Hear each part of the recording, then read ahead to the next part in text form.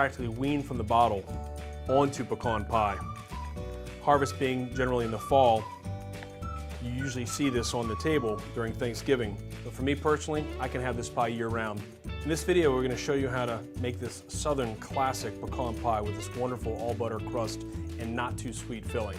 As you can see, it's all about the pecans.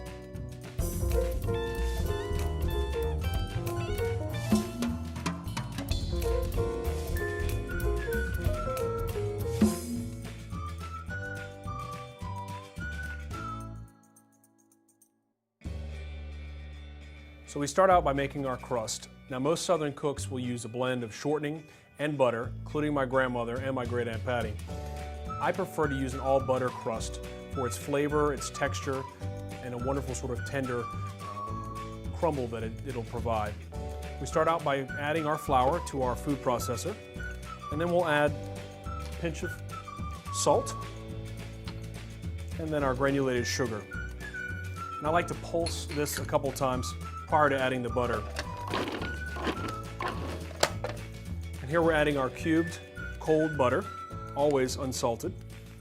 And again, we're going to give this a few pulses, and we're looking for the finished texture of the butter to be about the size of a unpopped kernel of corn. And in this case, we are ready to start adding our ice cold water. So the reason we use ice cold water is to give the full dough a certain temperature so it doesn't have a chance to overmix and over-incorporate. And it allows the butter to stay cold as well. Some cooks will even go as far as chilling all of their ingredients ahead of time. So we'll give that a couple quick pulses. We're just grabbing the dough and wanting to make sure that it's sort of coming together nicely by just a small pinch between the hands, fingers, and that's when we know we've got just the right amount of water. So at this point, we're going to remove our dough. We're just going to have it fall out of the processor here. Again, just always being aware of overworking it, even at this point with your hand. So we're just going to form sort of a ball, and then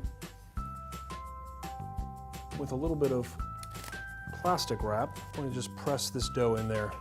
And at this point, we want to refrigerate it for a minimum of at least an hour.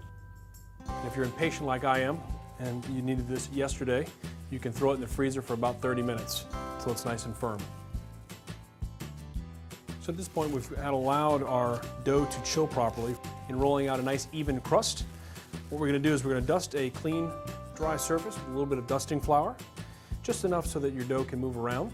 And we're going to try to do the least amount of passes as possible over our dough, which is going to increase the tenderness of your dough and not allow it to be too tough. So starting in the center and just rolling out. And another handy tool in this technique is to always have an offset spatula, and that's going to allow the dough to sort of be released from underneath. And I often make a turn when I do the dough. Starting in the center and rolling towards you and pushing out. You can do the same for the sides. Notice how I'm lifting the pin every time and starting in the middle.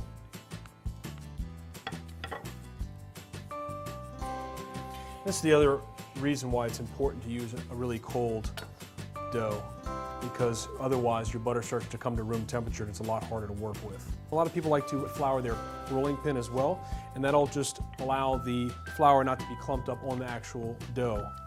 You can see how nice and even this dough is. At this point, we're going to start to roll our dough just over our pin. We'll slide our pie tin in place.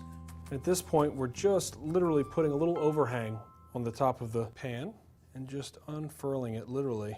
Now that we've laid our pie dough into our tin, you just want to make sure that you sort of gently pull up on the edge so that it's not so taut and you're not stretching the dough in order to get it into the pie tin. That would increase the risk of it shrinking while it's baking. We're going to just trim out some of the extra pie dough. So now we're going to begin our sort of roll, and we're just rolling that dough under just to create a nice even edge in order to start our crimping. And I can feel our dough still got a nice chilled temperature to it, which is great because anytime we're handling it with our hands, we want to make sure that we're working fairly quickly, especially if we're working in a warm kitchen. Now that we've got our under tuck, we're getting ready to do our crimp. I like to just sort of dip my fingers into flour a little bit. And what I'm doing is I'm just working my index finger and my thumb of one hand up against the rim of the inside of the pie dough, and I'm going to put the pressure from my thumb just to make an indentation there. And we'll just repeat this process all the way through a nice even spaced crimp. And again, you can always go back to your flour and you can see how I'm just working that pattern all the way around. Nice even crimp. Then we have our fully crimped pie dough. And at this point, we're going to grab our fork and we're going to start to dock or prick the base of the pie. That's going to allow a nice even baking process when we blind bake our crust. It's going to allow air and steam and everything else to be released so we're not bubbling up and the crust isn't floating up. At this point, we're going to refrigerate our pie dough for about an hour or 30 minutes in the freezer. This will ensure the crimping shape to be kept during the baking process. Meanwhile, we'll heat our oven to 425 degrees. So at this point, we're going to blind bake our crust. And the reason we do that is to ensure a fully baked crust at the bottom once we've added our filling. We're going to start that process by lining the inside of the chilled pie dough with a little bit of aluminum foil and then weighting it down. The reason we weight it down is if we put it in the oven like this, you're going to create sort of a puff. There's air at the bottom of the crust and it'll separate from the bottom of your pan. We don't want that, obviously, so we're going to add some good old beans to the inside of the aluminum foil. A couple cups will work. At this point, it's ready for the oven. After 15 minutes, the dough is basically set. So you want to remove the pie weights and the foil, reduce the temperature to 375, and continue baking until the outer edge turns golden brown, about 5 or 7 minutes. Remove the pie crust. Let the pie crust cool on a cooling rack while you start to make your filling.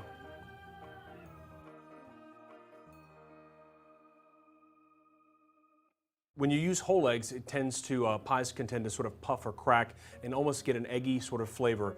So in this recipe, I use whole egg yolks, set the filling a little bit more on a custard texture. We're going to add our vanilla extract to our egg yolks in a heat-proof bowl and just sort of combine them just to get the vanilla nice and distributed. And at this point, we're going to start to add our ingredients to our pot to warm it in order to temper those ingredients into our egg yolks to make our filling. So we're going to start with adding our light brown sugar. Then we're going to add our light corn syrup, our heavy cream. Here we have unsalted butter. And really we're just going to finish this off with a little bit of salt, kosher. And then we're just going to put this on a gentle heat, just enough to melt the butter. We're not trying to bring this mixture up to a boil. And you always want to use unsalted butter in baking and cooking in general so that you can be in full control of the amount of salt that you put into a formula recipe. Here in this classic recipe, we're using light corn syrup. In Louisiana, our light corn syrup, our corn syrup, is our cane syrup, coming from cane juice, just a slow open kettle reduction of the natural cane juice to make a wonderful sort of molasses type of syrup. And we actually use that in one of our variations of this particular recipe. So now that our butter is fully incorporated, fully melted, we've cut it off the flame. And we're going to do something fancy called tempering. And what it is it's just taking a hot liquid and vigorously whisking our egg yolks in order to not cook our egg yolks as we're adding the hot liquid. And then just a nice steady slow stream is what we're going for. And the nice thing about it using egg yolks instead of whole eggs in this particular process is that we're not whipping a lot of air into our egg whites, so you're not going to get that sort of puffy finished filling. Staying with a rich, dense custard that's quite nice with this particular recipe.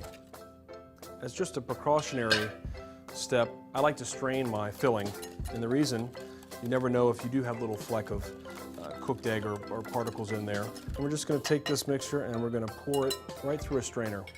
It's as easy as that. At this point, it's time to fill our pie crust. We're going to start with 1.5 cups of chopped pecans. I want to sort of distribute that evenly. The key to adding the filling to the pie crust, once we add our pecans, is to just add it in sort of a spiral motion so that you're not pooling in one area. But in order to ensure a nice even bed of pecans. So at this point, I'm going to transfer the pie crust and the filled pie to a baking sheet. It's just going to allow for ease of removing it from the oven once it is fully cooked, and also prevents a messy cleanup. Always want to put this in the center rack. And we're going to bake this for 35 to 40 minutes, just until it's set. So right at 35 to 40 minutes, so we're checking to see if our pie is done. The way we do that is we're going to bring it back to our cooling rack and make sure that when it's just nudged and that it doesn't jiggle. And you can see it springs back just a little firm in the center here. That's when we know we have our set pie. At this point, we're going to let it cool for an hour. You really got to fight the urge to allow this pie to set up properly. A good hour or so. We're at 59 minutes now, and I can't wait any longer. So I'm going to cut into this pie.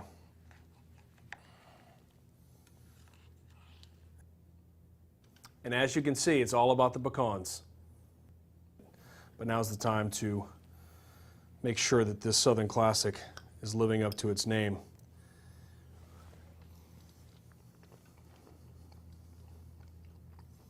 That's the one. And this crust is unique, being all butter. You can still see how flaky it is without using shortening. That's good stuff.